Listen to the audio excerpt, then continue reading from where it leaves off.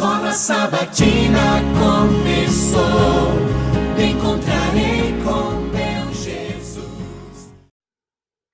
Olá, tudo bem com vocês? Estamos aqui para mais uma lição da Escola Sabatina e essa semana nós estudamos a lição 6, né? Que tem como tema de dentro para fora. O verso para memorizar está em Marcos 7,15, que diz: Não existe nada fora da pessoa que, entrando nela, possa contaminá-la, mas o que sai da pessoa é o que contamina. E já nós vamos no ponto dessa história que Jesus cita, né? Exatamente este verso.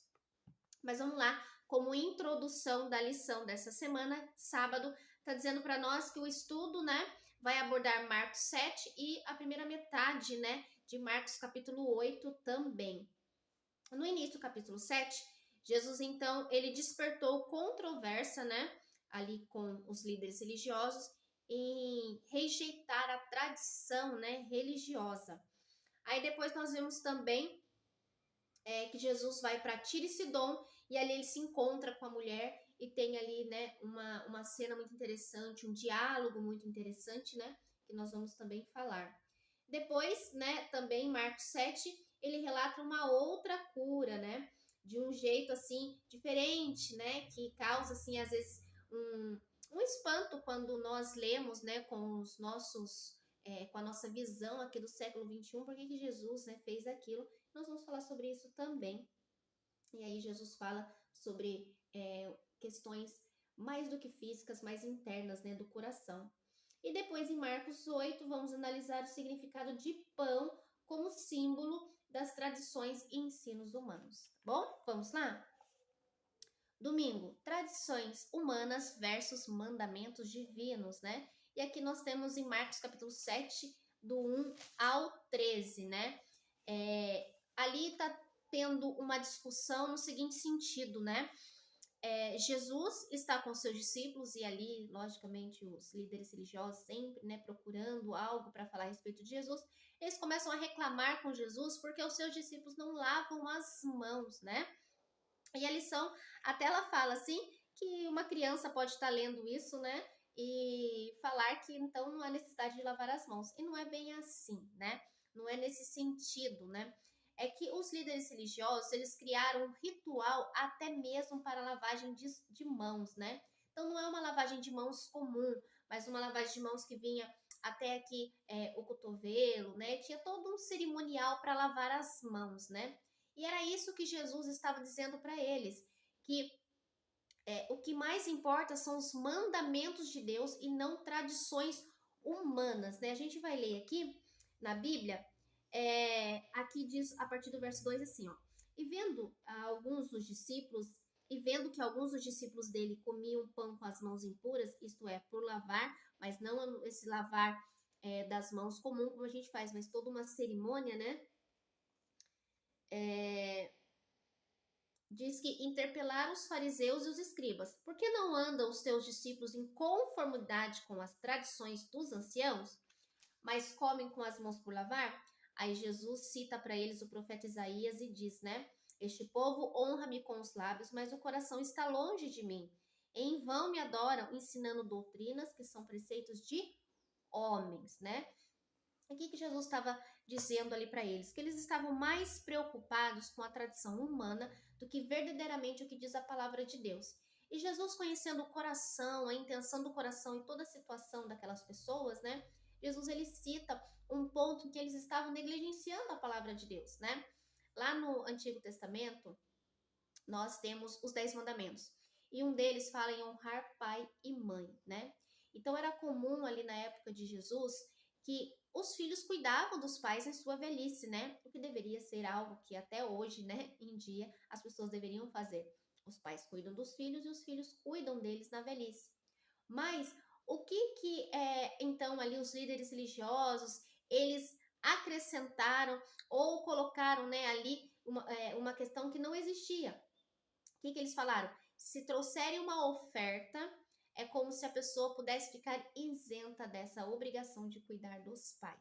Então Jesus, ele pega e diz assim para eles, ó: negligenciando o mandamento de Deus, guardais a tradição dos homens. E disse ainda Jesus, né? jeitosamente rejeitasse o preceito de Deus para guardar a sua própria tradição. Aí ele cita Moisés, né? Honra teu pai e tua mãe. E aí ele diz assim, ó. Vós, porém, dizes o quê? Se um homem disser a seu pai ou a sua mãe, aquilo que poderia aproveitar de mim é corbã, isto é, esse pagamento que eles davam ali então no templo, né? Isto é, oferta para o Senhor, então dispensais de fazer qualquer coisa em favor do seu pai e de sua mãe. Ou seja, Jesus diz aqui, invalidando a palavra de Deus. Então, o que eles faziam? Os filhos podiam ali administrar o dinheiro dos pais para cuidar dos pais. Aí os pais precisavam de alguma coisa, os filhos falavam, não, mas eu dei esse dinheiro em oferta, muitas vezes isso nem acontecia, eles usavam para benefício próprio, mas eu dei em oferta, né, essa que é a oferta de Corbã, então eu estou isento de te ajudar, de te auxiliar. Então olha só, né, enquanto eles estavam preocupados ali com uma lavagem de mão, um ritual, uma cerimônia, eles estavam deixando de fazer verdadeiramente o cumprindo a palavra de Deus. E Jesus disse isso para eles, né? Jesus atacou esse tipo de hipocrisia de modo intransigente.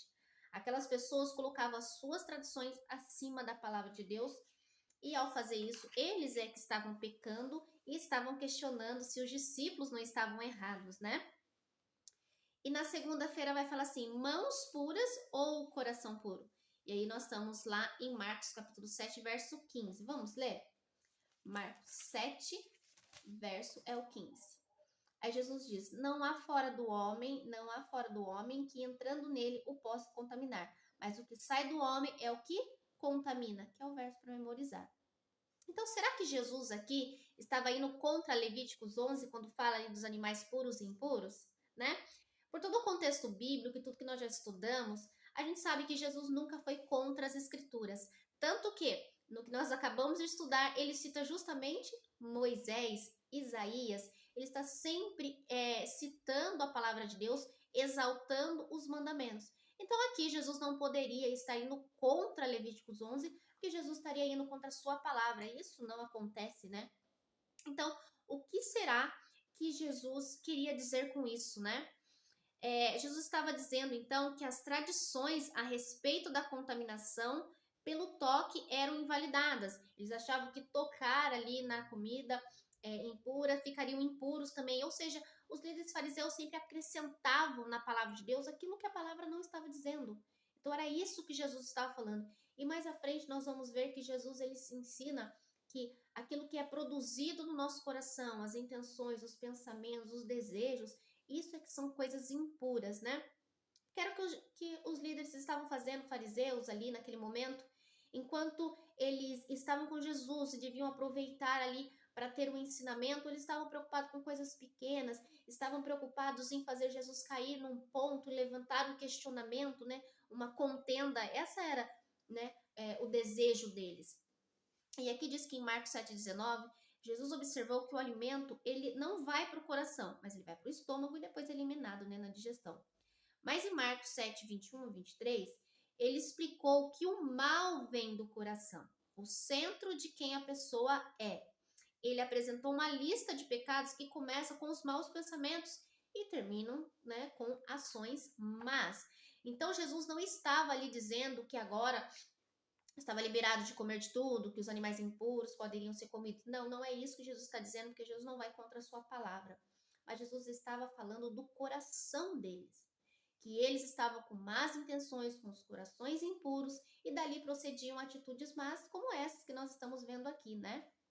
Então, continua tendo animais puros e impuros, aquilo que é para nossa alimentação, que não é. Mas que nós devemos nos preocupar também do que está produzindo dentro do nosso coração.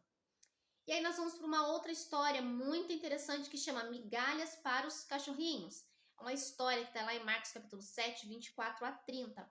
Provavelmente você já ouviu essa história, né? Da mulher Cirofinícia, que era considerada, então, inimiga, né, do povo de Deus, porque eles eram lá de Tiro e Sidom, inimigos antigos do povo de Israel, né?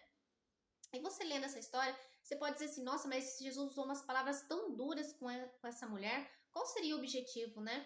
E se você ler todo o contexto e o desfecho dessa história, nós vamos compreender melhor o que verdadeiramente Jesus estava fazendo, né? Jesus estava usando umas palavras e ela sempre respondia. E no final, Jesus exalta a fé daquela mulher e ele então dá a ela o milagre que ela estava procurando. Aquela mulher foi desesperada a ter Jesus porque a sua filha estava possessa de demônios, né? E naquele momento os discípulos mandam ela, Jesus mandar ela embora, não querem dar muito crédito para ela, né? A colocam como inimiga do povo de Deus. E até certo ponto parece que Jesus está aprovando essa atitude, né? Porque Jesus vai fazendo umas perguntas mais duras e no final Jesus ainda fala para ela que não era, né, correto tirar os pães dos filhos para darem aos cachorrinhos. E parece até que foi uma palavra ofensiva, mas será que foi isso que Jesus quis dizer, né?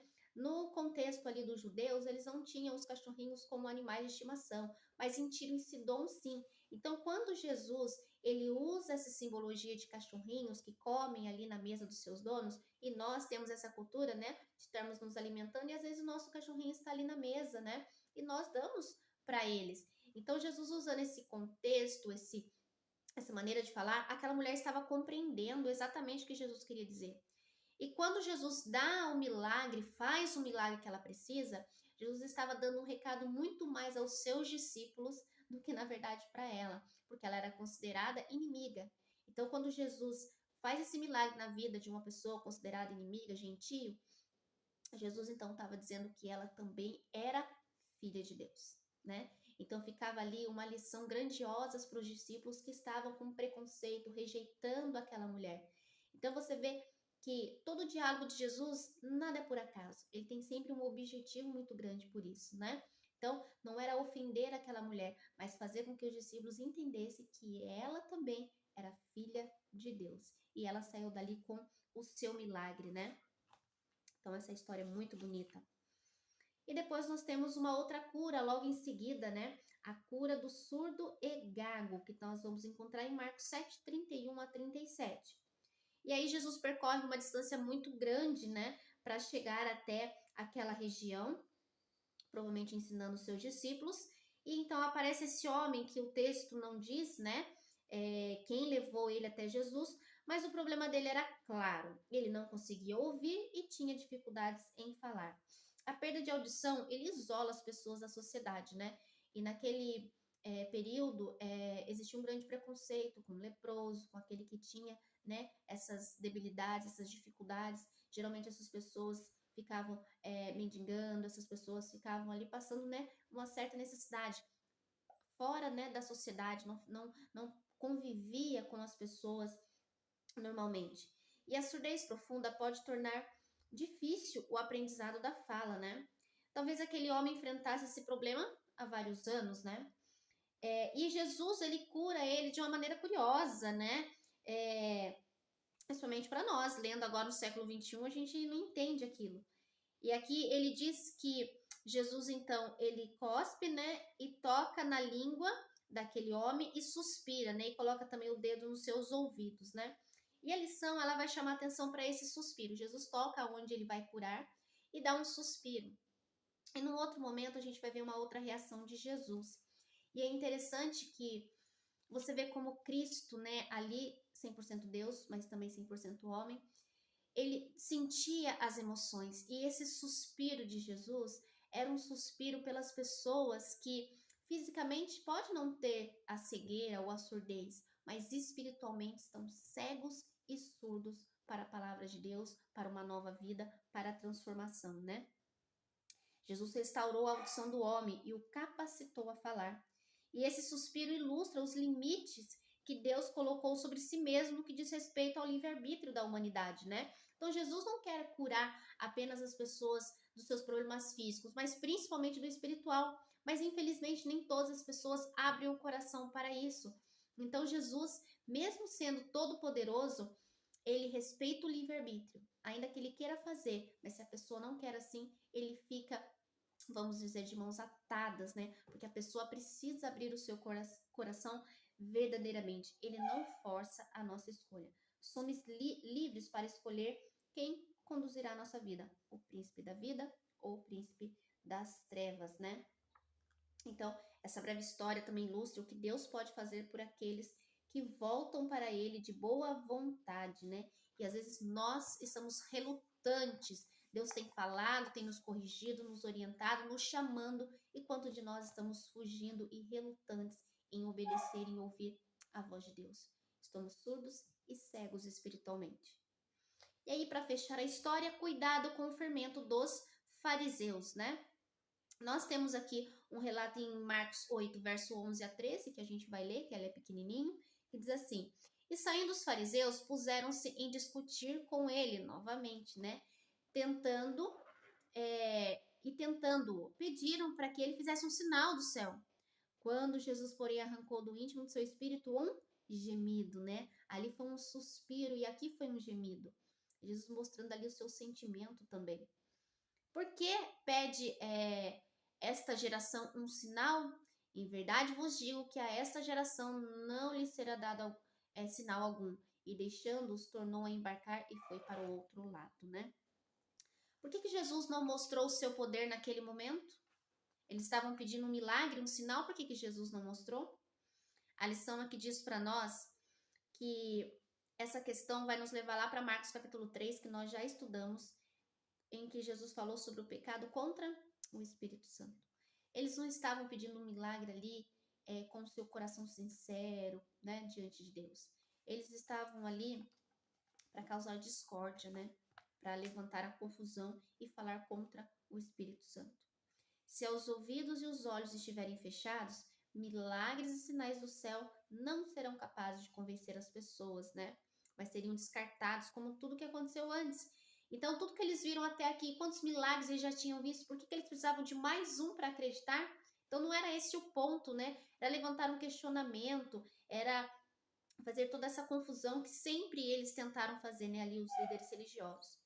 Mesmo os milagres, eles não são suficientes para convencer os incrédulos obstinados, né? Infelizmente.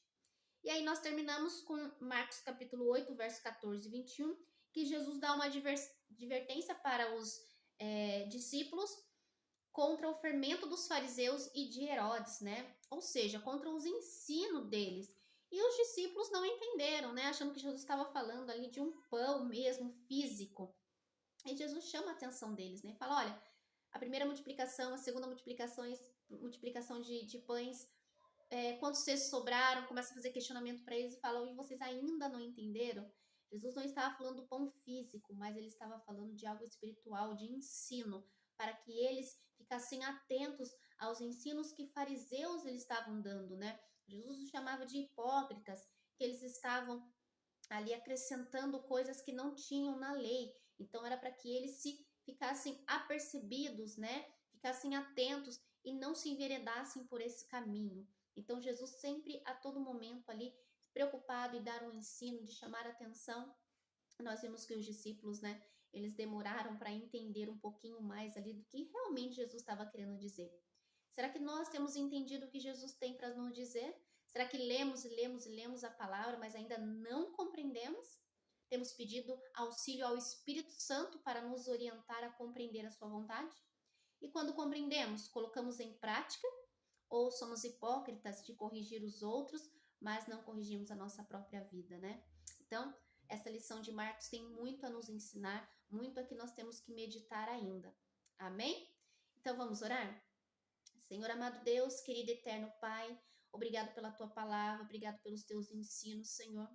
Que nós não sejamos hipócritas, Senhor, mas que venhamos verdadeiramente abrir o nosso coração para corrigir, mudar aquilo que nós precisamos, Senhor, para seguir um caminho contigo.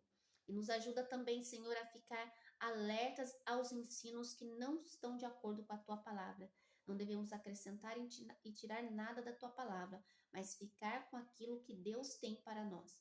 Ajuda-nos a compreender a Tua vontade através do Teu Santo Espírito, que Ele esteja nos dirigindo. E é por tudo que te agradeço, em nome de Jesus. Amém. E graças a Deus. Amém? Que Deus abençoe a mim e a você. Vamos continuar firmes no estudo da lição, que é um grande alimento para nossas vidas. Amém? Até a próxima lição, se Deus quiser.